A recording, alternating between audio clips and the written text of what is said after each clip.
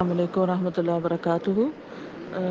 نا امید نہ ہو، اللہ سے اچھا گمان رکھیں اور وہ دعائیں پڑھتے رہیں جو حضرت زکریا علیہ السلام نے اور پڑھی تھی، لم اکن بدعائک رب شقیہ کہہ کے، پھر اس کے بعد رب حب لی من لدنک ذریۃ طیبہ، اور صالح اولاد کی دعائیں جو ہیں وہ ایک کارڈ کی شکل میں بھی اللہ تعالیٰ نے چھاپی ہوئی ہیں، اور اس کے علاوہ استغفار۔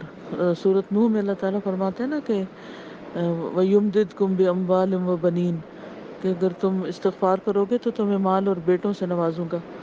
تو دعائیں کرتے رہیں، علاج بھی کرتے رہیں، اور اگر پھر بھی نہ ہو کچھ تو ایک ایک دعا کا اجر انشاءاللہ آخرت میں ملے گا، اور دنیا میں مومن کو کوئی بھی جو محرومی ہوتی ہے اللہ سبحانہ وتعالیٰ آخرت میں اس کا بہترین نعم البدل عطا کرے گا۔